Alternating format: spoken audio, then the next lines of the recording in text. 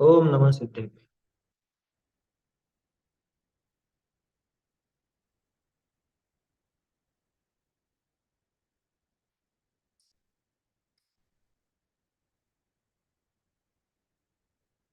नमः श्रीवर्धमानाय निर्धूतकलिलात्मने सालोकानां त्रिलोकानां यद्विद्यादर्पणाय ते।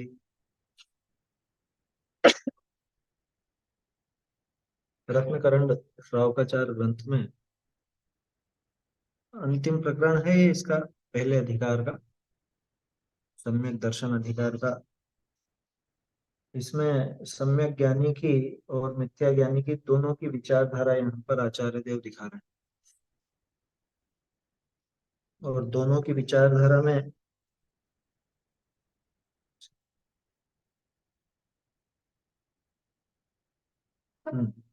दोनों की विचारधारा में जो अंतर है वो भी अपन इसके माध्यम से समझ रहे हैं। वो अंतर वास्तव में ऐसा है जो प्रत्येक जीव के अनादिकाल से पड़ा हुआ है। प्रत्येक जीव अनादिकाल से उस भ्रम में पड़ा है, इस वजह से ही मिथ्या दृष्टि है। और सम्यक दृष्टि ने उस भ्रम को दूर कर दिया, उसको निवारण कर दिया उसका। इस वजह से वो इस भ्रम में नहीं है और सुखी है। वास्तव में जीव के दुख का कारण ये सारा भ्रम ही है। जैसे सम्यक ज्ञानी ऐसा विचार करता है, वो जो देखा था पैराग्राफ अपन ने कि मैं ऐसा नहीं, मैं वैसा नहीं, तो आज तक जीव वैसा स्वयं को मानता आया, स्वयं को वैसा भ्रम से वैसा ही स्वीकार करता आया, इसीलिए दुखी है। और ज्ञानी ने उन सारी मिथ्या मान्यताओं का निराकरण कर दिया। ज्ञानी ने स्पष्ट कह दिया कि मैं ऐसा हूं ही नहीं। अच्छा देखो जीवन में क्या बदलाव आया उसके, और मिथ्या दृष्टि के और सम्यक दृष्टि के जीवन में और क्या अंतर नजर आता है। एक यही बड़ा अंतर है कि ये सारी की सारी भ्रमणाओं को वो अपना समझता है, इन सारी चीजों में अपनत्व करता है अज्ञानी। और ज्ञानी इन मान्यताओं को स्वीकार नहीं करता। भले पूरे जगत के जीव इस मान्यता से ग्रस्त हो, लेकिन इन मान्यताओं को वो स्वीकार नहीं करता और नकार देता है साफ कि मैं हूं ही नहीं ऐसा। एक स्वीकारोक्ति, सिर्फ इसी वजह से ये जीव यहाँ अटका हुआ है। और उसने, ज्ञानी ने, ये जो मिथ्या मान्यताएं थी इन सबको नकार दिया, स्वीकार किया ही नहीं। अपन बात करते हैं कि ज्ञानी तो राग आदि का करता नहीं है और अज्ञानी राग आदि का करता है, क्यों? इसीलिए तो कि वो मानता नहीं है। ज्ञानी अपने को उनका कर्ता नहीं मानता, उनका अपने में अस्तित्व नहीं मानता, और अज्ञानी उनका कर्ता स्वयं को मानता है। इस वजह से उसको कर्ता कहा जाता है। ज्ञान अज्ञानी उनका भोक्ता भी है, कर्ता भी है, सिर्फ इसलिए क्योंकि उसने उनको अपना माना, उसने उनका कर्तृत्व अपने को माना। और ज्ञानी ने स्वयं को उनका कर्तृत्व नहीं माना। जैसे ज्ञानी और अज्ञानी की विचारधारा की बात चल रही थी, मिथ्या दृष्टि सब प्रकृत पर्याय में अपनापन करता है, अपनापन मानता है, उन सब वस्तुओं में ही खुद की सत्ता स्वीकार करता है। बाहर से दोनों समान ही दिखाई देंगे ना। देखो, सम्यक तो सन्मुख अगर होगा मिथ्या दृष्टि, और इधर सम्यक दृष्टि होगा तो समान दिखाई देंगे। और कदाचित कोई भद्र परिणामी मिथ्या दृष्टि भी हो, निकट क्या कहें अपन, निकट समय में सम्यक दर्शन नहीं भी होना हो, तो भी एक दिख सकते हैं। दिखेंगे ऐसा जरूरी नहीं, क्योंकि मिथ्या दृष्टि की तो कई तरह की प्रवृत्ति हो सकती है। सही प्रवृत्ति भी दिख सकती है और गलत तो दिखती है। तो सही प्रवृत्ति जहां दिखे वहां समझना कि यहाँ ज्ञानी और अज्ञानी दोनों एक जैसे बाहर से दिख रहे हैं। बाहर से का मतलब सिर्फ बाहरी, बाहरी वेश से या बाहरी आचरण से, इतना मात्र लेना। क्योंकि भद्र परिणामी मिथ्या दृष्टि भी होगा, एक समझदार जीव भी होगा, तो उसका आचरण अच्छा ही होगा, बुरा नहीं। आचरण तो वो एक जो जैन के लायक आचरण है वैसा वो रखेगा। तो बाहर से एक जैसे दिखता है, कोई दिक्कत नहीं उसमें। चलिए ये छंद बोल लेते हैं अपन, फिर इस पर चर्चा करते हैं। कल जो बात अपन ने छोड़ी थी कि जैन धर्म का कुछ अधिकार पाकर, अधिकार मिल गया ना थोड़ा बहुत अपने जैसे जीवों को, अधिकार पाकर क्या करते हैं वो चर्चा आगे करते हैं। अष्टगुण पुष्टि तुष्टा दृष्टि विशिष्टा प्रकृष्ट शोभा जुष्टा अमराप्सरसां परिषदि चिरं रमन्ते जिनेन्द्र भक्ता स्वर्गे नवनिधि सप्तद्वय रत्नाधीशा सर्वभूमिपतयश्चक्रम् वर्तयितुं प्रभवन्ति स्पष्टदृशः क्षत्रमौलिशेखरचरणा अमरासुरनरपतिभिर्यमधरपतिभिश्च नूतपादाम्भोजा दृष्ट्या सुनिश्चितार्था ऋषिचक्रधरा भवन्ति लोकशरण्या शिवमजरमरुजिमक्षये अव्याबाधं विशोकभयशङ्कम् काष्ठागत सुख विद्या विमलं भजन्ति दर्शन शरणा देवेन्द्र चक्र महिमानममेयमान राजेन्द्र चक्रमवनीन्द्र शिरोचने धर्मेन्द्र चक्रमहरीकृत सर्वदुःखम् लब्ध्वा शिवं च जिनभक्तिरुपैति भव्य। चलिए, मिथ्या दृष्टि की विचारधारा अपन देख रहे थे कि वो आर्त ध्यान रौद्र ध्यान करके दुर्गति को पाकर संसार परिभ्रमण ही करता है। कल आखिर में अपन ने एक बात की थी निदान के संबंध में कि वो छठे गुण स्थान में निदान नहीं होता। बहुत से लोग इसको ऐसा समझेंगे कि फिर वो मुनि दशा में निदान कैसे कर लिया, कि भाई बाहरी वेश मुनि बने का है पर वहां छठा गुणस्थान नहीं है क्या। ये बात समझना, मुनि वेश में किसी मुनि वेशधारी व्यक्ति ने निदान बंद किया, ये बिल्कुल न्यारी बात है। और छठे गुण स्थान वाले मुनिराज ने निदान बंद किया, ये बिल्कुल न्यारी बात है। माने छठे गुण स्थान में तो निदान होता नहीं, छठे गुण स्थान में अगर है तो निदान नहीं होगा। तो फिर वो मुनिराज ने कैसे किया कि वो उस गुण स्थान में थे ही नहीं, वो गिरे हुए गुण स्थान में थे, पहले गुण स्थान। ऐसा है। माया मिथ्या निदान ये तीन शल्य होती है, ये मिथ्या दृष्टि की ही होती, सम्यक दृष्टि के तीन शल्य होती नहीं है। इस वजह से वो निदान का काम बनेगा तो वो मिथ्यात्व के गुण स्थान में ही बनेगा, भले ही बाहर में मुनिवेश हो, है ना, मुनिवेश हो भले बाहर में, लेकिन अगर निदान है तो वो पहले गुण स्थान में ही, वो छठे गुण स्थान में नहीं। सातवें की तो खैर बात ही नहीं, चौथे पांचवे में भी नहीं। चौथे पांचवे का वे कहते हैं, लेकिन अपन जो अभी समझ रहे हैं इसको ऐसा समझना, मुनि दशा में वो जो निदान आदि बांधा वो पहले गुण स्थान का ही है। मतलब वो गुण स्थान गिरा हुआ है ऐसा अपने को समझना चाहिए, मुनि दशा का नहीं। चौथे पांचवे में निदान आर्त ध्यान बताया है, छठे का तो जैसे अपने को ध्यान है कि भाई छठे में नहीं बताया, चौथे पांचवे में निदान आर्त ध्यान है क्या संभव, संभव है। हाँ, तो ठीक है वहां समझ लो, लेकिन कुल मिला के वो छठे में तो नहीं, छठे से गिर चुका है, छठे गुण स्थान से नीचे गिर चुका है ना, ऐसा समझना चाहिए। तो उसमें कोई दिक्कत वाली बात नहीं, बल्कि मुनि दशा में जो गिरना हुआ है वहां तो थोड़ा तीव्रता ही रहती है, ज्यादा कषायों की तीव्रता भी विशेष रहती है, तो पहले गुण स्थान जैसा ही नजर आता है, ऐसा समझना चाहिए, है ना। चलिए आगे बढ़ते हैं। ये पैराग्राफ पढ़ तो लिया था ढूंढधारी से अपन ने, इसमें से पढ़ देता हूँ। मिथ्या दृष्टि जीव जिन धर्म का कुछ अधिकार पाकर, अब जिन धर्म का अधिकार क्या, कुछ ज्ञान प्राप्त करके, क्योंकि जैन शासन तो मुख्य रूप से ज्ञान मार्गी कहलाते हैं, अपन लोग तो ज्ञान मार्गी कहलाते हैं। अन्य मत में चलता है ना भक्ति मार्ग और ज्ञान मार्ग, दो धाराएं चलती है, भक्ति धारा और ज्ञान धारा, ऐसे ऐसे अलग से चलता है। उसमें जो वो सांख्य योग वगैरह वो ज्ञान मार्गी कहलाते हैं, और भक्ति वगैरह में लगने वाले वो भक्ति मार्गी कहलाते हैं, इस तरह से रहता है। लेकिन जैन दर्शन जो है, यहाँ भक्ति से ज्यादा ज्ञान को महत्व दिया जाता है ना, ऐसी बात है। तो कुछ अधिकार पाकर अपने नए नए परिणामों से काल्पनिक युक्तियां बनाकर, कल थोड़ी सी मैंने आपको इसकी झलक दिखाई थी, किस किस तरह की युक्तियां बनाई जाती हैं या किसी भूतकाल में बनाई गई है, ये सब इसीलिए बनाई गई कि थोड़ा बहुत पढ़ लिख गए और अपनी मन मर्जी से फिर वो युक्तियां बनाने लग गए, किसी भी स्वार्थवश। कई कारण हो सकते हैं। ये कारण भी हो सकता है कि मेरे मुंह से कुछ गलत बात निकल गई, तो अब मैं जीवन भर उसको गलत स्वीकार नहीं करूंगा, उसको सही सिद्ध करने में अपनी पूरी शक्ति लगा दूंगा। एक कारण ऐसा भी होता है। एक कारण ऐसा भी होता है कि मेरे गुरु ने कुछ कहा है, तो अब मैं उससे विपरीत कैसे को, मुझे तो वही एजेंडा चलाना।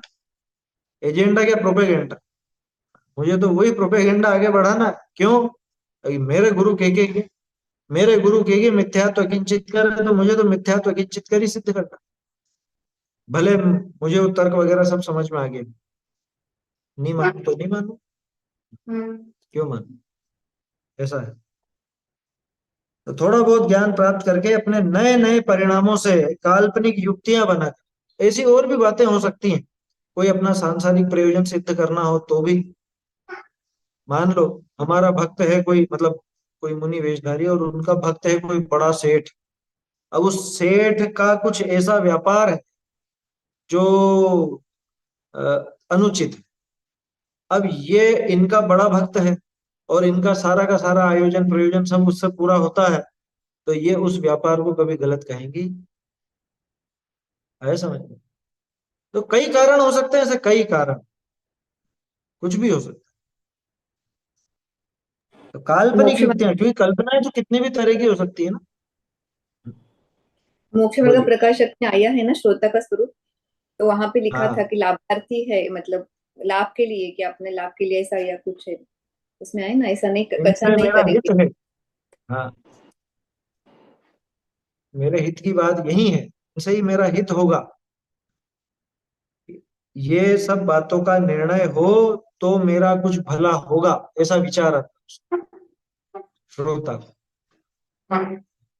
जो जिन प्रश्नों के जवाब ये ढूंढ रहा है, उन प्रश्नों के जवाब मिले हैं, और वो जिनवाणी से मिलते हैं, तो उन प्रश्नों के जवाब अगर मिलेंगे तो मेरा कुछ भला होगा, ऐसा विचार करके उद्यमी हुआ है, शास्त्राभ्यास में उद्यमी हुआ है, ऐसी बात है। अब जिसको अपना भला करना है वो शास्त्र पढ़ेगा, तो वो सही अर्थ ग्रहण करेगा। लेकिन जिसने कुछ अधिकार पा लिया और नए नए परिणाम, मुझे तो अपने उन जो भी मुझे विकल्प खड़े हुए हैं, वो विकल्पों की सिद्धि करनी है, जो भी मुझको विचार आए हैं उन विचारों को क्या कहें अपन, मूर्त रूप देना है। तो काल्पनिक युक्तियां बनाकर लोगों में भ्रम उत्पन्न करके, लोगों में भ्रम उत्पन्न करके क्या किया जाए, इनके भीड़ बहुत जाती है, इनके मंदिर में भीड़ बहुत होती है। एक काम करो, इनकी प्रतिमाओं को स्टेच्यू बोल दो। इनकी प्रतिमाओं को स्टेच्यू बोलेंगे तो अपने आप ये स्टेच्यू बोला जाता। देखिए इनके यहाँ तो वो सूर्य मंत्र नहीं दिया गया, और ये नहीं किया गया, और वो नहीं किया गया, इसके द्वारा दिया जाता, उसके द्वारा, ये सब सुनी होंगी आप लोगों ने चर्चा, ज्यादा मुझे उसकी डिटेल में नहीं जाना, है ना। तो ये सब बातें क्यों की गई बताओ, कि इनके यहाँ से भीड़ कम कैसे हो, यहाँ से भीड़ कम कैसे हो, यहाँ जो लोग जा रहे हैं इनको कैसे ना कैसे इधर से हटाया जाए, क्योंकि इधर से हटेंगे तो इधर आएंगे। तो किसी भी व्यक्ति को आकर्षित करने की दो दो सबसे प्रमुख तरकीबें होती, या तो भय या लोभ, है ना। अपन ने श्लोक देखा भी तो था, भय आशा स्नेह लोभाच। तो भय हो, लोभ हो, आशा, आशा तो खुद लोभ ही एक तरह से, आशा माने इच्छा, वो लोभ ही। तो भय और लोभ, तो किसी भी तरह से उनको या तो भय दिखाया जाए कि अरे तुम क्या कर रहे हो, तुम पाप में पड़ोगे, ये सब तो स्टेचू है, ये तो मूर्तियां, ये प्रतिमाएं नहीं है, है? इनके दर्शन मत करो, बिना दर्शन के रह जाना, बिना दर्शन के तुम खा पी लेना, कोई पाप नहीं लगेगा, लेकिन ऐसी जगह दर्शन करने मत जाना। ये एज इट इज ये कई वाक्य बोले गए हैं क्या? किसी ने पूछा कि गुरुदेव हमारे तो नियम है कि हम बिना दर्शन के खाते पीते नहीं है, और ऐसी जगह पे फंस गए जहां पे इन्हीं लोगों का मंदिर है, स्वाध्यायियों का ही मंदिर है, फिर क्या करें? फिर वहां दर्शन करने जाएं कि नहीं जाएं, ऐसा प्रश्न पूछा गया। तो उन्होंने कहा, क्या कहा कि तुम हमारी जय बोल करके, और गुरु मतलब जिनको तुम गुरु मानते हो वो जय बोल करके खा पी लेना, ऐसों के दर्शन मत करना, तुम्हें कोई पाप नहीं लगे। बोलो ये क्या है? ये कुछ अधिकार पाकर अपने नए नए परिणामों से काल्पनिक युक्तियां बनाई। ये काल्पनिक युक्ति। ऐसे सैकड़ों मिलेंगी, सैकड़ों क्यों, करोड़ों मिलेंगी, क्योंकि कल्पनाओं का कोई ठिकाना है। तो मर्जी पड़े जैसे बना लो, उसमें क्या है समझ में। यह तो केवली का और श्रुत का अवर्णवाद हो गया ना। बिल्कुल अवर्णवाद, 100% अवर्णवाद। अरे जिनवाणी से विरुद्ध कथन करना, ये जिनवाणी का अवर्णवाद ही तो है। जिनवाणी कदम कदम पर मिथ्यात्व का दुष्प्रभाव दिखाती है, जिनवाणी कदम कदम पर सर्वज्ञता की महिमा दिखाती है। ये उस क्रमबद्ध पर्याय को स्वीकार नहीं करने के चक्कर में वो जिनवाणी को ही नकार दे, केवल ज्ञानी के ज्ञान को ही हल्का बता दे। ये क्या है, ये लोगों में भ्रम उत्पन्न करा। भ्रम ही तो है, भ्रम डाल देते हैं लोगों के दिमाग में, ऐसा करो वैसा करो। वह कभी शास्त्रों के माध्यम से डाल दिया जाता है, शास्त्रों के बीच में काल्पनिक अपने मन से मनगढ़ंत कुछ भी अर्थ लिख करके डाल दिया जाता है। ऐसा कई जगह हुआ है क्या? कई जगह हुआ है ऐसा। बहुत से प्रकरण इस तरह के हैं कि जैसे मान लो होता क्या था पहले, जैसे आचार्यों ने ग्रंथ लिखा, अब प्रतिलिपि करने किसी को दी गई। जो प्रतिलिपि करने वाला है उसको किसी बात का कुछ विशेष पक्ष है, तो अपनी मर्जी से बीच में कुछ एक आध पन्ना बीच में डाल दी,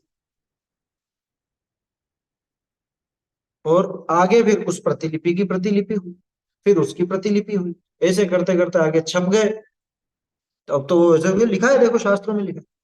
अरे भले आदमी, तुझे इतनी अकल है तो पहचान तो कर कि क्या ये मूल रचना से मिलती है, क्या ये मेल खाती है, क्या इसकी भाषा शैली इसका विषय कहीं से कहीं तक भी मेल खाता है। हमने कई ग्रंथ देखे इस तरह। आपको ध्यान हो पहले एक अ, बड़े विद्वानों की एक अच्छी टीम थी। मैंने पहले भी आप लोगों को बताया, पिछली सदी में बहुत शोधी खोजी विद्वान हुए हैं।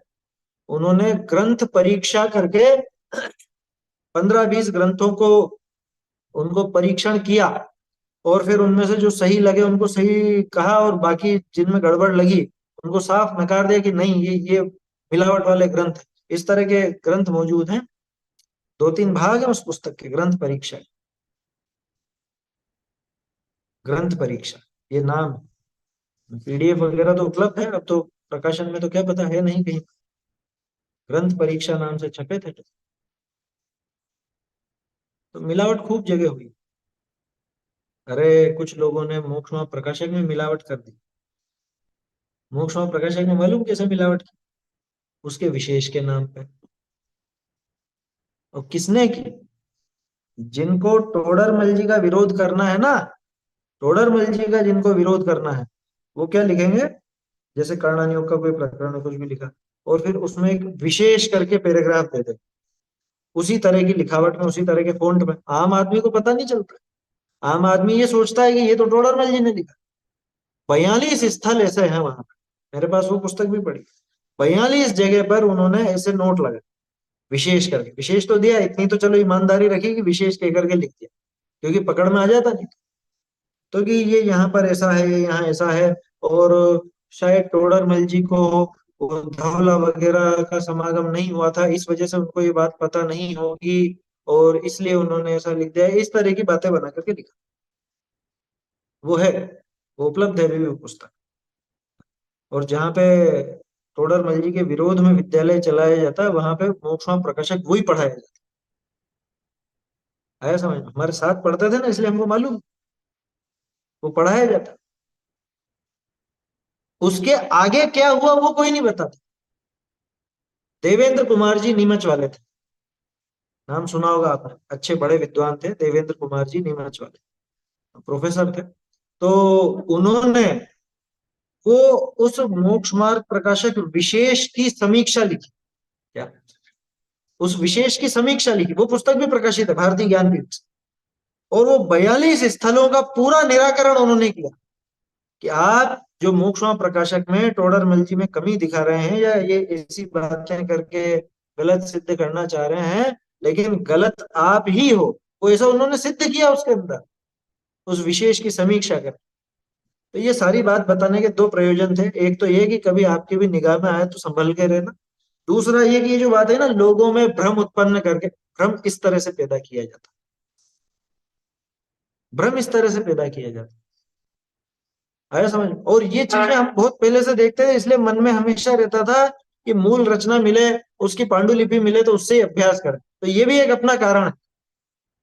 आपको कभी दिक्कत नहीं आएगी, ये मेरी गारंटी है। दिक्कत किस बात की नहीं आएगी? आपसे कोई नहीं कह सकता अरे तुम तो वो मिलावट का पढ़ रहे हो। भैया हम तो मूल से पढ़ रहे हैं, हस्तलिखित से। मिलावट कहाँ से होगी बताओ? इसलिए मैं आप लोगों को ये दिखाता हूं, इससे प्रामाणिकता बनती है ग्रंथ की। और मूल रचना पढ़ने का अभ्यास हो जाता है तो पकड़ में आती है कि कहाँ कहाँ कैसी गलतियां हो सकती हैं। मिस प्रिंट भी कैसी हो सकती है, या छपने में कैसी गलती हो सकती है। वो बुद्धिपूर्वक नहीं है, मतलब वो जान करके की गई नहीं है। क्योंकि अभी तक जैसे अपन ने जो संशोधन किए भी हैं, वो कोई ऐसा नहीं है कि कोई मिलावट की गई। वो तो क्या कहें अपन, जैसे प्रमादवश रह गई, या समझ लीजिए टेक्नोलॉजी की वजह से भी कई बार गड़बड़ हो जाती है। कंप्यूटर पर जो काम करते हैं तो उनको पता है अच्छे से कि टाइपिंग में कैसी कैसी गड़बड़ें हो सकती है। तो पूरी फाइल की फाइल में कोई शब्द ऐसे बदल जाते हैं, कुछ ऐसा भी हो जाता है कई बार। तो इसमें अभी तक कोई ऐसी तो नहीं निकली अपनी कि जो मिलावट जैसी दिखती। विरोधाभासी कथन तो नहीं मिले, विपरीत कथन तो नहीं मिले। ज्यादातर इसी तरह के मिले, कुछ मिसप्रिंट हो गया, कुछ का कुछ छप गया, वो दिखता है। लेकिन उससे कुछ विपरीत बात की सिद्धि होती हो, ऐसी तो कोई विपरीतता मिलती नहीं है। तो क्या हुआ कि जिन धर्म का कुछ अधिकार पाकर, माने कुछ थोड़ा बहुत ज्ञान प्राप्त करके, अपने नए नए परिणामों से काल्पनिक युक्तियां बनाकर, लोगों में भ्रम उत्पन्न करके, देख लिया ना किस किस तरह से भ्रम पैदा किया जाता है। या तो शिष्यों को वैसा आदेश दिया जाता है, वैसा उपदेश दिया जाता है। क्या कहना है, 8 8 घंटे मीटिंग ली जाती है, क्या, विद्वानों को बुलाकर। मैं नाम नहीं लेना चाहता, नहीं तो बता सकता हूँ मैं आपको। विद्वान से भी आप पूछ सकते हैं, वो खुद गए और परेशान हो गए। कह रहे ये 8 घंटे तक इसी बात के पीछे पड़े रहे कि तुम तो ये बोलो और ये बोलो और ये बोलो, इस चीज का विरोध करो। तो लाइन से सारे के सारे शिष्य जितने भी ऑनलाइन बैठे हुए हैं, उनको सारे के सारे शिष्य एक ही स्वर में बोलने लगे। जब ये ऊपर से आदेश आता है क्रमबद्ध पर्याय का निषेध करना है, तो सारे के सारे वो लाइन से क्रमबद्ध पर्याय का निषेध करना है। जब वो ऊपर से आदेश आवे कि मिथ्यात्व का किंचित कर सिद्ध करना है, तो लाइन से सारे के सारे वैसे ही करने लगे। कि सूर्य मंत्र का वापस से थोड़ा सा हुआ बना दो, तो सूर्य मंत्र पर बोलने लगे। तो वैसी उनकी होनार हुई ना फिर। उनकी होनार ही ऐसी थी तो ऐसा ही हो रहा है। हाँ, उनने बिल्कुल अपना सही है। अपने हिसाब से पुरुषार्थ नहीं लगाया। उनकी यही स्थिति होने वाली थी। नहीं नहीं, पुरुषार्थ इसी रूप में लगाया, विपरीत पुरुषार्थ किया। हाँ, विपरीत। हाँ, सही है, होनहार ऐसी। भाई आगे की होनहार कैसी है, ये अभी के अपने आचरण से, अभी के चाल चलन से मालूम पड़ जाता है, समझ? तो वो तो होनहार तो है ही, होनहार तो सारी है। क्या चीज होनहार नहीं? अपनी ये सभा होनहार में थी या नहीं थी? थी। ये चर्चा, ये होनहार थी कि नहीं? ये होनहार पे चर्चा का होनहार था या नहीं? तो होनहार की तो बात ही नहीं करनी चाहिए। होनहार क्या है? जो कुछ हो जाए वही होनहार है। जो होना है वही तो होनहार है। इसके अलावा होनहार क्या है? इसलिए टोडर मल जी ने लिख दिया, जगत में काल लब्धि और होनहार, ये तो किछु वस्तु नहीं। होनहार और काल लब्धि तो किछु वस्तु नहीं। जो काम हो जाए होनहार, जिस समय हो जाए वो काल लब्धि। आपने होनहार का कहा, मैं कह सकता हूँ कि नहीं काल लब्धि थी ऐसी, इस काम की काल लब्धि। तो काल लब्धि भी है, होनहार भी है, वो सब चीजें मिलती है, निमित्त वगैरह सब मिल जाता है। खास बात यह है, इस जीव की रुचि किधर है? जीव को उपदेश होनहार का नहीं दिया जाता, काल लब्धि का नहीं दिया जाता, उसके पुरुषार्थ का दिया जाता। क्योंकि जो उसके हाथ में है वही बात की जाएगी ना। होनहार का और काल लब्धि का पता है क्या अपने को कि कब होना है और क्या होना है? हमको पता नहीं। निश्चित तो है, 100% निश्चित है, लेकिन हमें पता नहीं। हमारे हाथ में तो पुरुषार्थ है, इसलिए पुरुषार्थ का जोर, मतलब उस पर जोर दिया जाता है, उसी की प्रेरणा दी जाती है।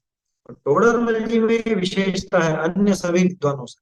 क्या, दूसरे विद्वान कोई किस पर जोर दे देता है, लेकिन टोडरमल जी हमेशा और हमेशा पुरुषार्थ पर जोर देते हैं। देखो तो क्या हुआ, लोगों में भ्रम उत्पन्न करके 5 आदमियों में अपने को महान ज्ञानी बतलाकर। 5 आदमियों के मतलब, अब कोई इसमें कंफ्यूज होगा, वो 5 आदमी कौन है? ये एक कहावत जैसा, 5 आदमियों में, कि गिने चुने उसके जो खास लोग हैं उनमें उनमें खुद को ज्ञानी बता देता है। देखो इस चीज से संभल के रहना, क्योंकि ये बात सभी पर लागू होती। जैसे अभी जो अपन बात कर रहे हैं, कोई इस पे भी कह सकता है कि 5 लोगों के बीच में खुद की बात सुना देते हैं। कोई कह तो अपने लिए भी सकता। इसलिए सतर्क बहुत रहने की जरूरत है कि हम सही मार्ग पर हैं या नहीं, परखने की जरूरत है। बोलो भैया।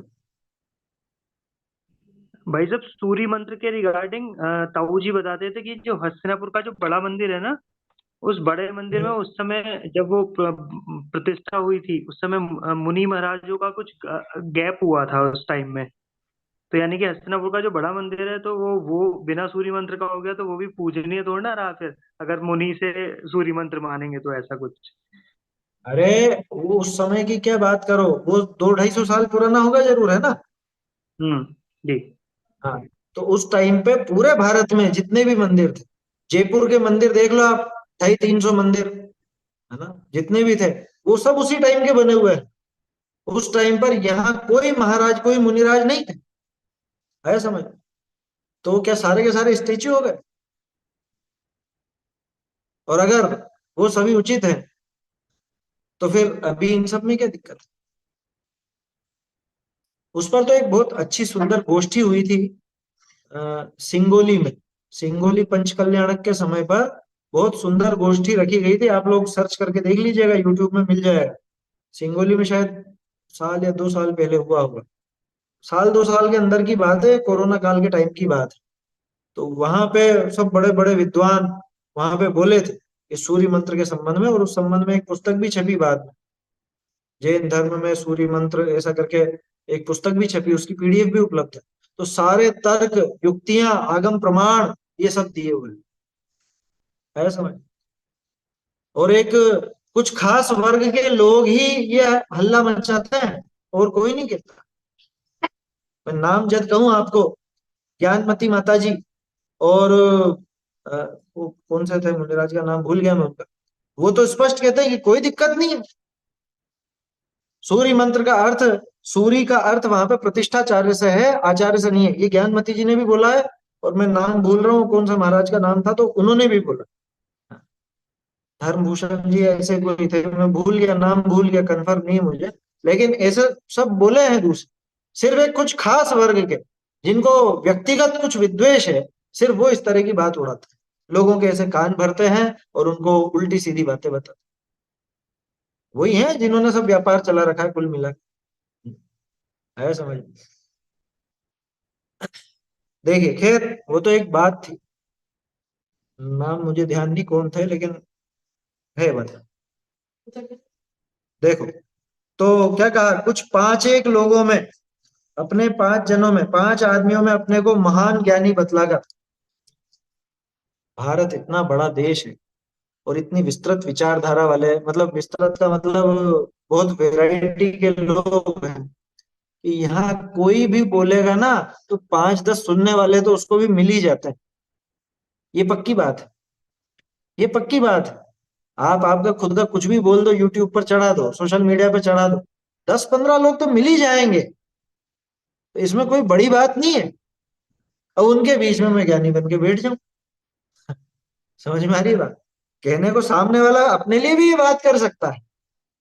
मजे की बात तो ये है क्या, देखो, झूठा तो ये कहता ही है कि मैं झूठा हूँ, सॉरी, झूठा तो ये कहता ही है मैं सच्चा हूँ, और सच्चा भी यही तो कहेगा कि मैं सच्चा हूँ। ये तो अब सुनने वाले को परखने की बुद्धि होनी चाहिए, उसको कैसे परखे, कैसे उसको करे। तो इसके लिए अपने को तो टोडरमल जी का महा उपकार लगता है कि उन्होंने अपने को परीक्षा करना सिखा दिया, कि कैसे परीक्षा की जाए। परीक्षा करने की विधि उन्होंने बताई, उससे पकड़ में आ जाता है कि भैया ये तो आगम के अनुकूल है, तो ये बात स्वीकार करने लायक है, ये अनुकूल नहीं है तो ये स्वीकार करने लायक नहीं। और देखो, ये वाली लाइन तो काट ही ली थी ना, ये डबल छप गई थी, मिथ्या लोगों में भ्रम उत्पन्न। इसके आगे देखो क्या हुआ, कि 5 आदमियों में अपने को महान ज्ञानी बतलाकर, मिथ्या अभिमान कर, आगम विरुद्ध अनेक कथन करता है। कुछ उदाहरण मैं आप देख आपको दे चुका हूं, ऐसे ही और भी समझ लेना। मिथ्या अभिमान कर आगम विरुद्ध अनेक कथन करता है। एक जगह बोल करके चुप नहीं होता वो, क्यों? क्योंकि एक झूठ को सच सिद्ध करने के लिए तमाम और झूठ बोलता है। अनेक अनेक कथन करता, आगम विरुद्ध कथन भी कर देगा। कृतघ्नि होकर जैन शास्त्रों की, जैन शास्त्रों की के आगे भी लग लीजिएगा, जैन शास्त्रों की भी निंदा करता है। विशिष्ट ज्ञानियों बहुज्ञानियों की भी निंदा करता है। अरे इतने क्या कहें अभी, कह तो देते हैं ये। हम हमको इनका नहीं पढ़ना, ये तो गृहस्थ है और इनको क्या आता था, ये तो भ्रष्ट थे और ऐसे थे और वैसे थे। मतलब वो बनारसी दास जी को, टोडरमल जी को, दौलत राम जी तक को भी गालियां देने से नहीं चूकते ऐसे लोग। मेरी बात अगर कटती है उनकी लिखी हुई किसी बात से, जबकि उनकी लिखी हुई क्या है, उन्होंने तो सिर्फ अपनी भाषा दी है, सब लिखा तो शास्त्रों का ही है। आप सोचते होंगे ना, अपन कई जगह पे नोट लगाते हैं कि ये उस ग्रंथ का, ये उस ग्रंथ से, ये उस ग्रंथ से। ये इसलिए लगाते हैं ताकि कम से कम ये मालूम चले कि कोई भी मनगढ़ंत नहीं लिखता है। मतलब जो अपने विद्वान हुए हैं, महान विद्वान हुए हैं, मनगढ़ंत किसी ने नहीं लिखा, सबने आगम प्रमाण के आधार से ही लिखा है। अब वो हर जगह तो ये नहीं लिखते बैठेंगे ना कि ये समय सार जी की इस गाथा में ये आया है, प्रवचन सार जी की इस गाथा में ये आया है। अब वो तो जो उन्होंने उसका सार समझा है उसको समझकर अपनी भाषा में पिरो करके दे देते हैं। तो ऐसे कहां तक लिखे? लेकिन लोग बाहर क्या लिखा है यहाँ पे, कृतघ्नि होकर एक तो आगम विरुद्ध कथन किया। अब जब आगम विरुद्ध कथन करेगा तो आगम अपने आप उसके विरोध में रहेगा, है ना? मतलब शास्त्र विरोध में दिखेंगे और वो शास्त्रों को लिखने वाले भी विरोध में ही दिखेंगे। तो फिर वो क्या करेगा, अपनी बात को सही सिद्ध करने के लिए उस आगम को भी भला बुरा कहेगा, उसके लिखने वालों को भी भला बुरा। कृतघ्नि होकर, कृतघ्नि, कृतघ्नि क्यों कहा है इसको? इसको थोड़ा बहुत जो कुछ अधिकार मिला था वो किसकी वजह से मिला? कोई जैन शासन की वजह से ही तो मिला था ना, इन शास्त्रों की वजह से ही तो मिला था ना। लेकिन ये इन शास्त्रों का भी कृतघ्नि होकर, इन शास्त्र के रचनाकारों, महान अपने आचार्यों का अथवा विद्वानों का कृतघ्नि होकर जैन शास्त्रों की भी निंदा करता है। विशिष्ट ज्ञानियों बहुज्ञानियों की भी निंदा करता है। ये विशेष बड़े ज्ञानवान हो ना तो भी उनकी निंदा करता है। क्यों करता है? देखो, अपनी लाइन बड़ी करने का तरीका क्या है? लोगों को सीधा तरीका समझ में आता है कि दूसरे की लाइन छोटी कर दो। आया समझ में? मैंने लकीर खींची है, वो लकीर दूसरे से बड़ी कैसे दिखे, तो मैं उस लकीर को बड़ा करने का उपाय नहीं करूंगा, मैं दूसरे की लकीर को मिटाने का उपाय करूंगा। ये एक लोक प्रचलित खोटी प्रवृत्ति है, बिल्कुल बिल्कुल खोटी प्रवृत्ति, और अधिकांश लोगों में पाई जाती है। मेरा वर्चस्व कैसे होगा? मैं भाई टॉप पर आना चाहता हूँ, तो क्या करूं? अब मेरी इतनी दम तो है नहीं जो मैं टॉप पे आ जाऊं। तो एक काम करो, जो टॉप पर है उसको भला बुरा कहो, लोगों को, लोगों के कान उसके खिलाफ भरूं, तो लोग उससे थोड़े से दूर हटेंगे, मेरी तरफ आएंगे। ये उपाय मुझे सूझता है। ये होता है ना, ये यही तो कह रहे हैं। विशिष्ट ज्ञानियों बहुज्ञानियों की भी निंदा करता है। मान लो थोड़ी बहुत तुकबंदी करके कविता वगैरह तो मैं भी कर लूं, ठीक है ना, और मैंने कर दी कोई कविता, कोई विषय पर कर दी, या मान लो जैसे समय सार जी के कलशों के ऊपर अपन मैंने कुछ लिख दिया। अब समय सार जी के कलशों का सर्वश्रेष्ठ अनुवाद अगर कुछ दिखता है तो बनारसी दास जी का दिखता है। नाटक समय सार बहुप्रचलित ग्रंथ है ना, और जितना खुलासा बनारसी दास जी ने किया उतना कोई और तो क्या करे। लेकिन लोग मेरी रचना कैसे पढ़ेंगे अगर बनारसी दास जी का ही देखते रहेंगे? अरे बनारसी दास जी में कोई दम नहीं था, क्या कहूंगा मैं, बनारसी दास जी में कोई दम नहीं था। उनके कोई काव्य है क्या, कोई ऐसा है क्या, कोई विशेष खुलासा किया नहीं? देखो मैंने लिखी जो लाइन देखो, पूरा सटीक बैठता, ऐसा बैठता वैसा बैठता। ये क्या किया मैंने? ये खुद का नाम ऊंचा करने के लिए मैं दूसरे को नीचा दिखाने लग गया। ये एक उदाहरण है ऐसा छोटा सा। ऐसे ही और कुछ भी, मैं खुद का मनगढ़ंत कुछ भी लिख दूं और की मोक्ष में प्रकाशक में क्या दम है, ये देखो, ये खुलासा किया है मैंने, एक एक चीज इसमें ऐसा खुलासा किया। तो ये उस मिथ्या दृष्टि की, और ये सामान्य मिथ्या दृष्टि नहीं है ये। ये बहुत खोटे परिणाम वाला मिथ्या दृष्टि, ये जो निश्चित रूप से सिर्फ और सिर्फ पाप बंद करता है। भाई भद्र परिणामी मिथ्या दृष्टि भी हो ना, तो उसको बहुमान का भाव रहेगा देव शास्त्र गुरु के प्रति, आचार्यों के प्रति या शास्त्रकार विद्वानों के प्रति, वो कृतघ्नि नहीं होगा। लेकिन ये इतना नीच हो गया कि इसको तो खुद का नाम ऊंचा करना है सिर्फ, और खुद का नाम ऊंचा करने के चक्कर में ये दूसरे जो बड़े विद्वान हैं या बड़े जो आचार्य आदि हुए हैं उनको भी नीचा दिखाने से बाज नहीं आता। कर तो दिया लोगों ने, अमृत चंद्र का मत पढ़ो, अमृत चंद्र प्रमाणिक नहीं है, वो तो काष्ठा संगी है, वो तो सांख्यमती है, ऐसा कहने लग गए लोग। बताओ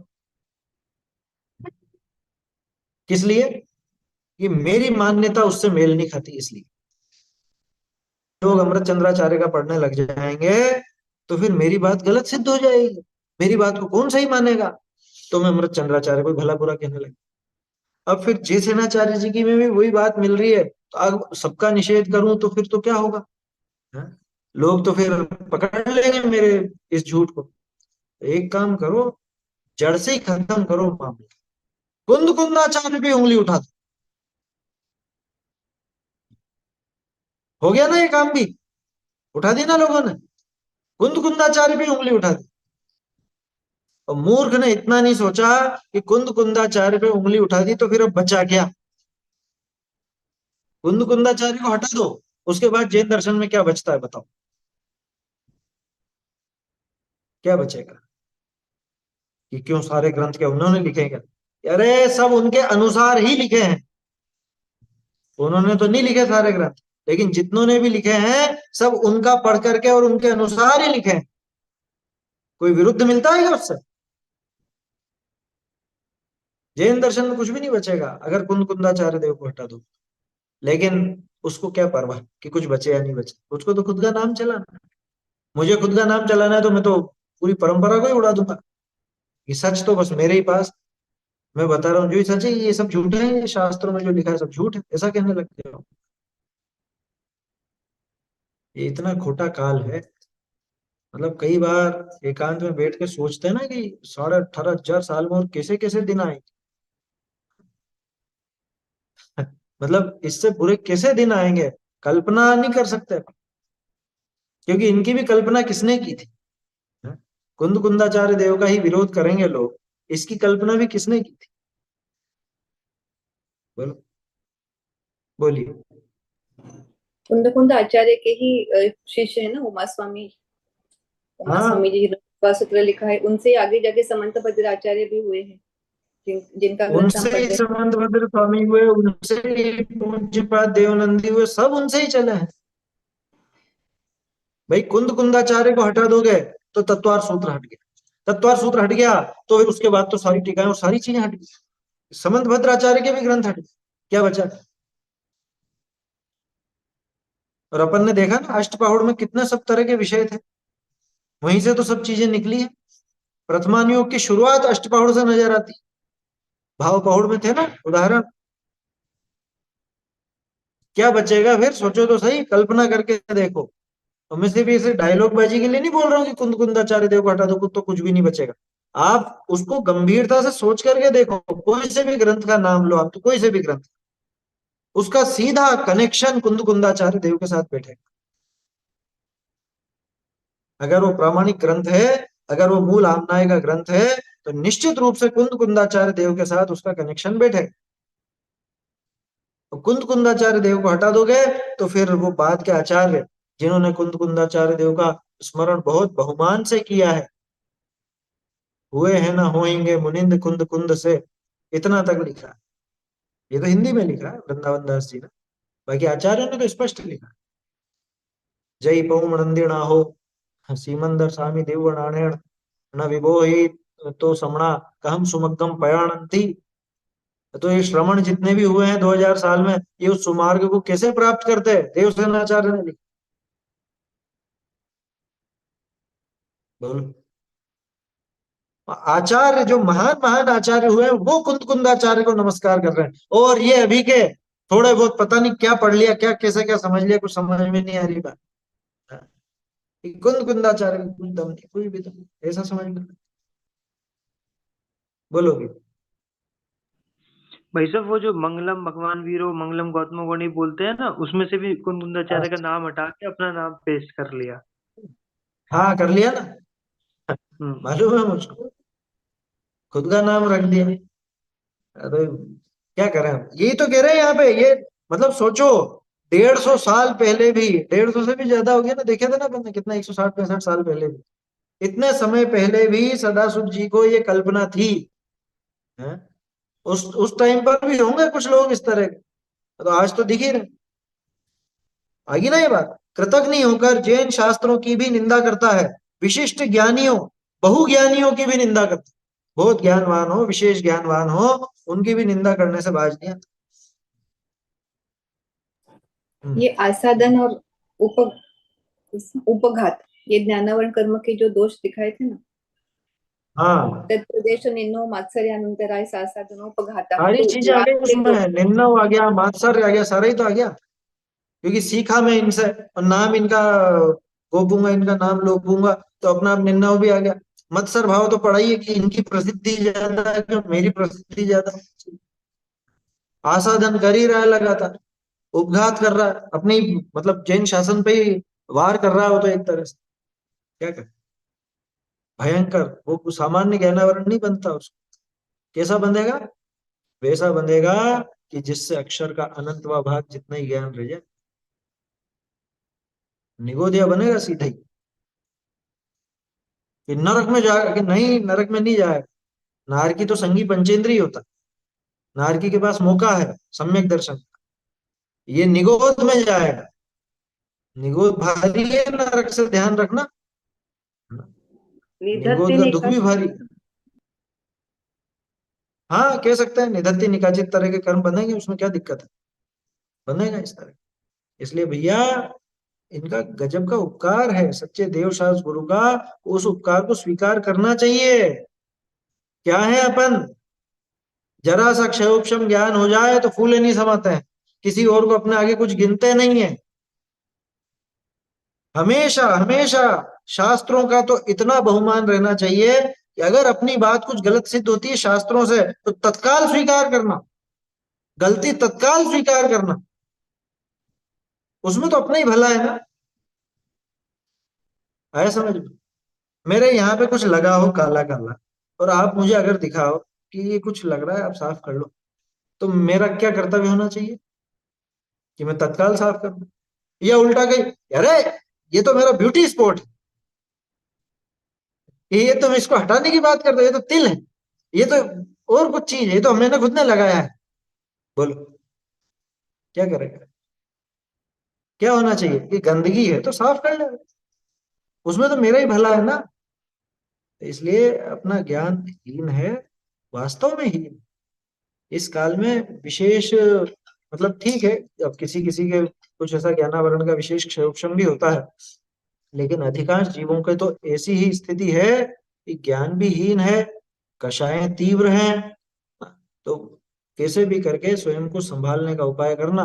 कभी इस भ्रम में मत आ जाना कि हमको बहुत आ गया, हम बहुत सीख गए, जो ये समझ गया हमको बहुत आता, हमने तो बहुत पढ़ा है, क्योंकि हो जाते हैं बहुत से ऐसे घमंड कि हमने तो ये सब बहुत पहले पढ़ लिया था, बहुत पहले पढ़ लिया था, बहुत पहले तो पढ़ लिया तूने, अब क्या कर रखा है ये तो बता, वो पढ़ा जिसका क्या ग्रहण किया है समझ। तो कभी ये मत समझना कि हमने तो कुछ बहुत पढ़ लिया है, हमें बहुत आता है, इस भ्रम में कभी मत आ, कभी नहीं आना भैया। अनंत ज्ञान के आगे हमारा ज्ञान क्या है। जितने जैन शास्त्र हैं, उन जैन शास्त्रों में भी कितना अभ्यास हुआ है हमारा, कि नहीं अभी हमने ये पढ़ लिया, वो पढ़ लिया, अष्टप्रहर पूरा हो गया पूरा, फर्स्ट रीडिंग हुई है, फर्स्ट रीडिंग, वो तो पहली बार है, वो क्या बोलते हैं उसको, प्रथम दर्शन, प्रथम दर्शन है वो तो बस, उससे यूं मत समझ लेना कि हम उसके पारगामी हो गए। कहाँ याद आती है अपने को गाथाएं, कहाँ याद आती है, एकदम से याद आ जाती है। अभी आप वापस से रीडिंग लगाओगे तो ऐसा लगेगा बहुत सी गाथाओं में तो कि ये कब पढ़ी है अपन ने। इसलिए हमारा हीन है ज्ञान, स्वीकार करना, अपनी गलती को स्वीकार करना चाहिए, अड़ना नहीं चाहिए। जब क्या महावीर कहा स्वामी ऋषभ?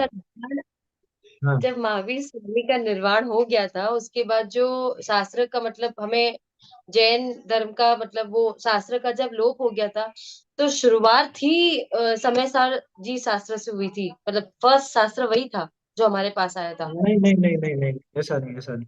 देखो, शास्त्रों का कोई लोप नहीं हुआ, लिखे नहीं जाते थे पहले, है ना। पहले वो सब मौखिक ही चलता था, क्योंकि मतलब सबका ज्ञान रहता था विशिष्ट, याद रहता था सबको, एक बार में बोला हुआ भी याद रहता था। धीरे धीरे जब वो ज्ञानहीन होने लग गया, तब फिर आचार्यों ने सोचा कि ऐसे तो सब लुप्त हो जाए। तो उनको फिर वो उचित लगा कि भाई अपन लिख करके और ये रख दो सुरक्षित, ताकि आगे आने वाली पीढ़ियां इस ज्ञान से वंचित ना हो, इनको भी ये ज्ञान मिल जाए। तो वो शुरुआत हुई। उस टाइम पे 3-4 लोगों ने शुरुआत की थी। इधर तो दर्शनाचार्य और पुष्पदंत भूतबली, ये आचार्य ये काम कर रहे थे। दूसरी तरफ गुणधराचार्य थे, वो कषाय पाहुड़ आदि लिख रहे थे।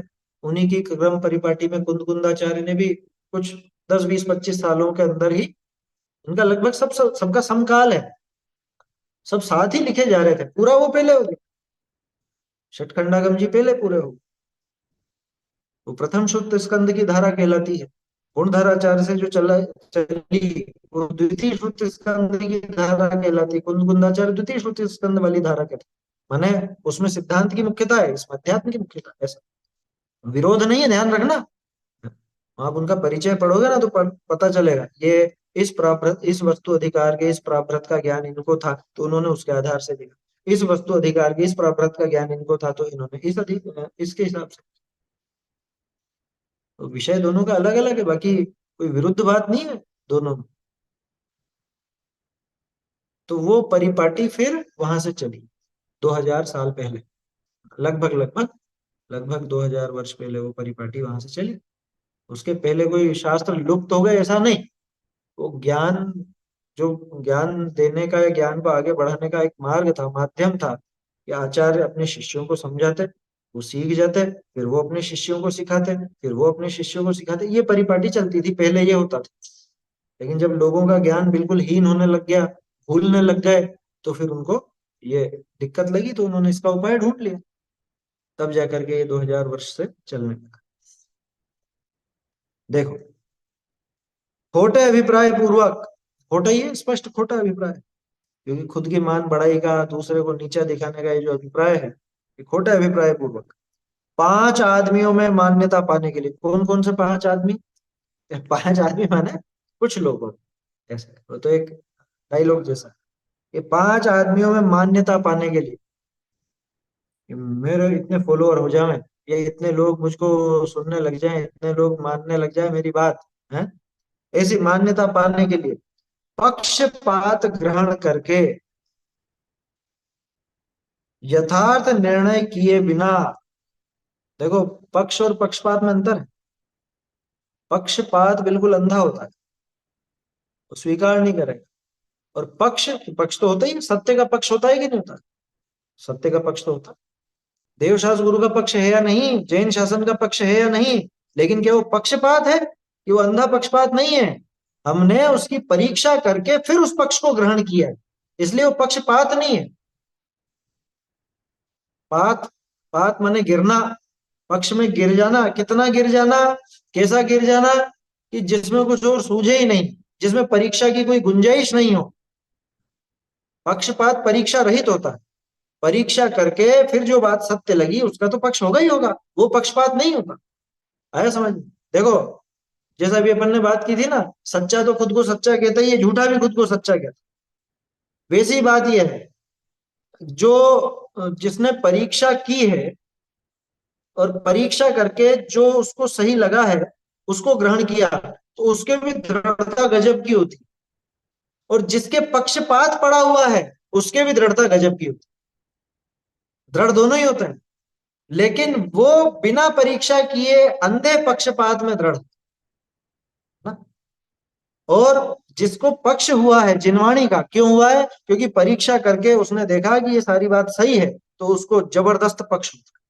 वो पक्षपात नहीं है, लेकिन ध्यान रखना। तो पक्ष और पक्षपात में अंतर समझ में आया? ज्ञानी को, या समझ लो जो अपना कल्याण करना चाहता है उस जीव को, कि जो गलत को भी सही बोले, ऐसा कि नहीं यही सही है। हाँ, पक्षपात माने गलत को भी सही बोले, वही है। पक्षपात का सीधा अर्थ यह है कि परीक्षा बिना किए उसको सच स्वीकार कर लेना, और वो भी ऐसा स्वीकार करना कि ये बस, इसके आगे और कुछ नहीं। वो पक्षपात है। तो क्या कहा, पक्षपात ग्रहण करके यथार्थ निर्णय किए बिना, आगे ना बात, यथार्थ निर्णय किए बिना माने परीक्षा किए बिना, क्योंकि निर्णय तो परीक्षा पूर्वक ही होता है ना। परीक्षा किसको कहते हैं?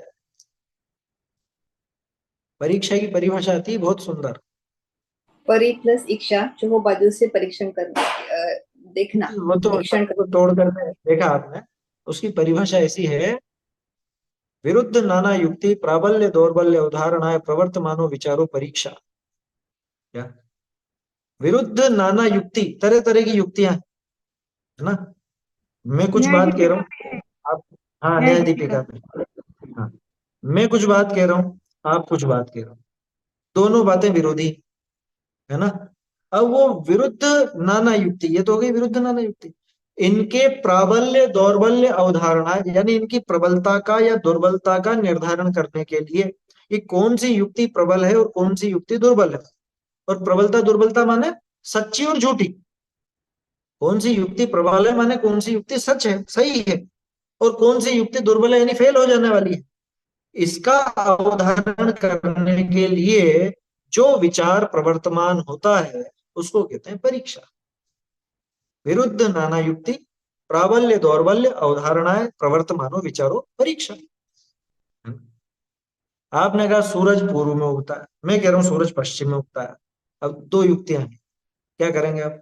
क्या कि चलो विचार करके देखो। सुबह उठे, सुबह उठ के देखा कौन सी दिशा है ये, दिशा सूचक यंत्र लाओ, कौन सी दिशा बता रहा है कि ईस्ट, पश्चिम, पूर्व है, तो पूर्व में उग रहा है, तो ये सिद्ध हो गया। तो ये जो विचार चला, ये विचार प्रवर्तमान हुआ, इसका नाम है परीक्षा। प्रबलता और दुर्बलता देखी गई ना कि कौन सी युक्ति उचित है, ऐसा है। अध्यात्म में तो बहुत चलता है, परीक्षा किए बिना अध्यात्म गले नहीं उतरता। आत्मा करता है बिना युक्ति के, किसी का भी दम नहीं है जो मतलब वो स्वीकार करे। आत्मा का अकर्तृत्व, ये अगर बिना युक्तियों के आप बोलोगे, वो पक्षपात सहित बोलोगे, परीक्षा करके विचार करके देखोगे तो घटित होगा, और फिर उसका पक्का विश्वास है कि हाँ, आत्मा तो अकर्ता ही है, अन्य द्रव्य का। यथार्थ निर्णय किए बिना हठग्राही, ये आ गया ना, पूरी पक्षपात की बात है। हठग्राही कैसी जिद कि यही सही है, बस यही होना, अन्य कुछ नहीं होना। मेरे गुरु ने कह दिया मिथ्या तो किंचित करे, तो बस अकिंचित कर सिद्ध करो, बात मत सुनो दूसरी कुछ। अब उसको ये बताया जाए, क्या बताया जाए कि भैया यहाँ लिखा है मिच्छत्ता विरधि प्रमाद जो को हादोथ विनय, ये सब लिखा हुआ क्या, ये सब बंध के कारण बताए। अरे नहीं नहीं, ये प्रमाण नहीं, इसकी बात छोड़ो, अभी बाद में बात करें। वो टाल देगा, उसको खत्म कर देगा, झूठा सिद्ध कर देगा। सिद्ध क्या करता है? झूठा कह देगा, सिद्ध तो क्या करेगा। हठग्राही, अपनी कल्पना से बनाए हुए, हठ होता है ना, हठ तो कैसा भी होता है, तो कल्पना से बनाए हुए एकांती भगवान की स्याद्वाद रूप वाणी से विरुद्ध होकर कलह विसंवाद पर निंदा ही को धर्म मानता रहता। हाँ, अंधविश्वासी तो वो है ही। देखो क्या कहा, अपनी कल्पना से बनाए हुए, और हठ ग्रही, हठ भी कैसा, नहीं करे, किसी की भी नहीं माने। वो आपको पहले सुनाया था ना एक उदाहरण, एक चौधरी जी थे, चौधरी जी घर पे गए अपने, आज तो मजा आ गया, आज मैं 1-1 लाख रुपए की शर्त लगा के आया हूँ सभी सबके सामने कि 2 और 2 5 होता है। तो उसकी पत्नी ने माथा पीट लिया कि 1 लाख रुपए हार जाओगे तुम, 2 और 2 5 होते हैं, तुमको पता नहीं है, मतलब तुमको मालूम नहीं है क्या कि 2 और 2 कितने होता है? मुझे सब मालूम है कि 2 और 2 4 होता है, कि फिर तुम ऐसी शर्त लगा के क्यों आए, हार जाओगे।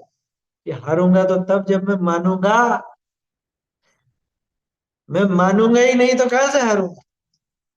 वो कहते रहे कहे तो, मैं तो जिद पे अड़ा रहूंगा कि नहीं, 2 और 2 तो 5 ही होते, कुछ भी कर लो, 2 और 2 तो 5 ही होते, कैसे मानो। ऐसा हठ ग्राही, अपनी कल्पना से, कल्पना करके बना लिया ना, कल्पना से बनाए हुए एकांती, एकांत पकड़ लिया किसी बात का, भगवान की स्याद्वाद रूप वाणी से विरुद्ध होकर के, कि जिसमें अनेकांत नहीं, स्याद्वाद नहीं, कलह विसंवाद और पर निंदा ही को धर्म मानता। बहुत से लोगों की ऐसी आदत हो जाती है, क्या उनको और कोई मतलब नहीं भला बुराई के। बहुत से लोग अपने पर ये आरोप लगाते, या तो निंदा करते रहते, दूसरे के बारे में ऐसा कहते रहते। भैया निंदा व्यक्तिगत होती है ना, किसी भी व्यक्ति विशेष को पकड़ करके तो आज तक अपन ने बात नहीं की। हम तो ये बात करते हैं कि मुनि वेश धारण करके ये कार्य उचित है या अनुचित है, इतनी बात तो होगी। मुनि बने का तो निर्णय किया जाएगा कि नहीं किया जाएगा। कुंद कुंदाचार्य देव ने लिंग पहुड़ में क्या कहा, दर्शन पहुड़ में क्या कहा, हर एक पहुड़ में आपको इस तरह की गाथाएं मिल जाएंगी।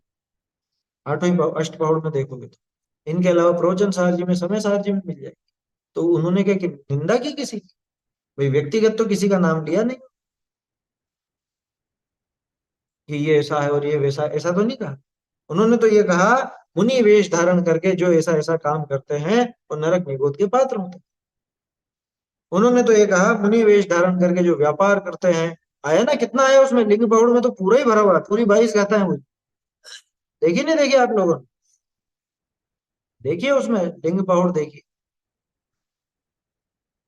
मुनिपना धारण करके जो ऐसा विपरीत कार्य करते हैं, मैं क्या कहूं, बोलूं क्या वो शब्द, पशु हैं, नारकी हैं, ये सब लिंग पौड़ में लिखा है। मुनिपना धारण करके विपरीत आचरण करने वाले, व्यापार आदि में लगने वाले, श्रावकों के बच्चों को खिलाने वाले हैं, उनसे लाल पाल रखने वाले, यही शब्द थे कि नहीं थे। विश्वास नहीं हो तो खोल लेना, लिंक पाउट सिर्फ 22 गाथा है, कोई ज्यादा नहीं है। जो जो मैंने बोले वो सब आ जाएंगे। वैद्य, वो दवाई वगैरह देने वाले, तंत्र मंत्र करने वाले, हिंसा रूप कार्यों में प्रवर्तने वाले, तिरिख जोणी अणसो समणा, तिरिख जोणी अणसो समणा, कितनी जगह लिखा, काउंट करी थी ना पहले। नार की भी कहा कि वो तो नार की है, तो कुंद कुंदाचार्य क्या निंदक थे। वो निंदा नहीं होती, निंदा होती है व्यक्तिगत। भाई उस पद की गरिमा की बात की जाएगी तो गरिमा विरुद्ध जो कार्य होंगे उन कार्यों का निषेध होगा या नहीं होगा, उन कार्यों का निषेध तो होगा ही से। इसमें निंदा वाली कोई बात नहीं। निंदा व्यक्तिगत होती है, जैसे मैं व्यक्तिगत आपका नाम जब नाम लेकर के कहूं कि ये तो ऐसे हैं और ये ऐसे करता है और वैसे करता है और इसको तो ऐसा होगा, ये तो नरक जाएगा और ये तो यूं कर, वो होती है निंदा। और त्रिलोक सर और लिंग पहुड़ की गाथाओं का हमने मिलान भी किया था, उसमें समानता भी थी बहुत सारे हाँ, गाथाओं।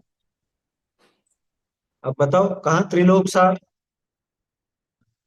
अब कहाँ लिंग पहुड़। तो मिलान इसीलिए जरूरी हो जाता है कि भाई कोई यही नहीं कह रहे हैं। दूसरा आचार्य भी, तुमको करना नहीं हो जमता, करना नहीं हो पढ़ लो, त्रिलोक सार पढ़ लो, उसमें दिख जाए। इसलिए ये समझना चाहिए। लेकिन अपने यहाँ पे बात दूसरी है, कलह विसंवाद और पर निंदा ही को धर्म मानता रहे। जैसे अभी बहुत से लोगों की ऐसी रहती है ना, मतलब अपनी बात नहीं चले तो मैं दूसरा संगठन बनाऊंगा, मैं दूसरा ट्रस्ट बनाऊंगा, मैं दूसरा मंदिर खड़ा कर दूंगा और ऐसा कर दूंगा वैसा कर दूंगा। ये बहुत हुआ, ये काम बहुत हुआ है, 100-200 सालों में भी बहुत हुआ, अभी भी बहुत होगा।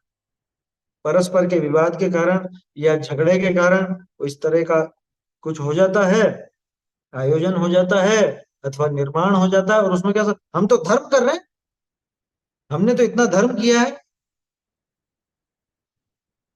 धर्म के नाम की आड़ में अपनी कषाय का पोषण करते हैं। कौन करता है उससे मतलब नहीं, कोई भी करे वो गलत है, आया समझ में। जैसे मान लो आपने, आपके दादा के परदादा ने, इनने मंदिर बनाया, ठीक है ना, उन्होंने मंदिर बनाया और वो ट्रस्ट वगैरह में भी सब वो है और वो दूसरे लोग भी हैं। अब 10 जने ट्रस्टी हैं, उनमें आप लोग भी हो, मैं भी हूँ। और मेरी बात, मैंने जो बोला मतलब जो मुझे लगता था कि उचित है, लेकिन आप लोगों को उचित नहीं लगी, ठीक है ना। अरे कोई भी नहीं समझता और इनको बिल्कुल भी नहीं पढ़िए, मैं अलग नया ट्रस्ट बनाऊंगा।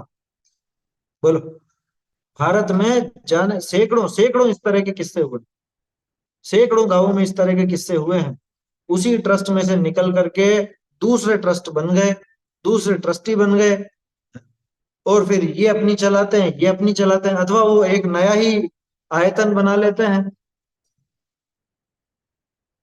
नया ट्रस्ट हो जाता है, नया संगठन हो जाता है, नया स्थान हो जाता है, और व्यर्थ का जनता का पैसा भी बर्बाद होता है, समय बर्बाद होता है, उपयोग बर्बाद होता है, कषाय बढ़ती। बोलो ये काम होते देखे कि नहीं देखे? और किस नाम से? हम तो धर्म का प्रचार कर रहे, ये नहीं करना चाहते थे, ये हमको नहीं करने देते थे, इसलिए हमने अलग से किया। छोटे छोटे गांवों में आपको बहुत बहुत मंदिर मिले, कई जगह वहां एक आध मंदिर तो इस तरह का होता ही है। इस सेठानी जी को किसी ने टोक दिया है, और सेठानी जी तेज में आ गई, सेठ जी के माथे आ गई कि मैं तो खाना ही नहीं खाऊंगी जब तक मेरे एक दूसरे भगवान लाके विराजमान नहीं करोगे, अलग तेज बन। तो सेठ जी मारा मारा 2-3 दिन घूम घाम के, और फिर एक प्रतिमा कहीं से ढूंढ करके लेकर के आए, विराजमान की टेम्पररी, और फिर इनने खाना खाया, उसके बाद फिर वो एक नया मंदिर बन गया। ऐसे ऐसे खूब काम, जगह जगह की कहानी है, कोई एक जगह की किस्सा नहीं बता रहा हूँ आप। हम लोगों ने पांडुलिपियों का काम किया ना, तो ऐसे मंदिरों में देखा है, खूब खूब देखा है इस तरह का। भाई जहां पे आमनाए विरुद्ध हो, जहां पे वो बिल्कुल ही विरुद्ध काम हो रहा हो, और वहां पर आपको जरूरत हो, आपको बिल्कुल भी नहीं मिलता हो, तो वहां समझ में आती है बात। लेकिन जहां बिल्कुल एक जैसे ही चल रहा है, और जहां पे कोई जगह की भी कमी नहीं है, कि भाई लोगों की संख्या भी ज्यादा हो गई हो तो मंदिर में जगह नहीं बनती हो, तो फिर भी समझ में आता है, वहां तो बात समझ में आती है कि भीड़ बहुत है और लोगों की वो समाते नहीं है बिल्कुल, लोग पूजन करने में इसमें दिक्कत आती है, स्वाध्याय की सभा नहीं बैठ पाती, वहां तो समझ में आती है बात। लेकिन जहां पे सब बिल्कुल अनुकूल चल रहा है, और वहां पे अपनी कषायवश एक नई संस्था, एक नया संगठन, एक नया ट्रस्ट, एक नया स्थान, ये सब करना, या है ना, ये कलह विसंवाद, ये सब क्या है? परनिंदा की बात तो हुई। ये कलह झगड़े वगैरह ये सब करना, और इसमें ही धर्म मानता है। हमने तो धर्म का प्रचार किया। अरे एक छोटा सा उदाहरण से आपको समझ में आ जाएगा। ये जो आतंकवादी होते हैं, किसके नाम पर आतंकवाद करते हैं? धर्म के नाम पे ही तो करते हैं, कि हम धर्म का युद्ध, उसको जिहाद बोलते हैं। जिहाद माने धर्म की लड़ाई। तो धर्म की स्थापना के लिए हम युद्ध कर, यही है ना उनके दिमाग में।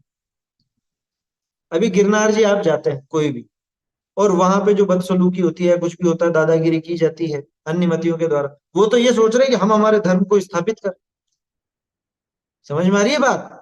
ऐसे ही यहाँ पे, यहाँ ये झगड़ करके या कुछ भी ऐसा करके, उपद्रव करके, अथवा खुद का ही नया कुछ ऐसा आयोजन करके, कलह करके, विसंवाद करके धर्म मानता है, अपने आप को धर्मात्मा मानता है।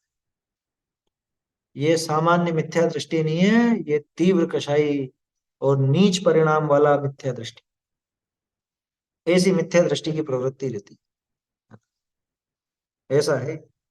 और भी आगे आएगा क्या, कुछ बाहरी क्रिया करके, मतलब ये जो पेज है ना, सदा सुख जी ने तो सबको लपेट लिया इसे।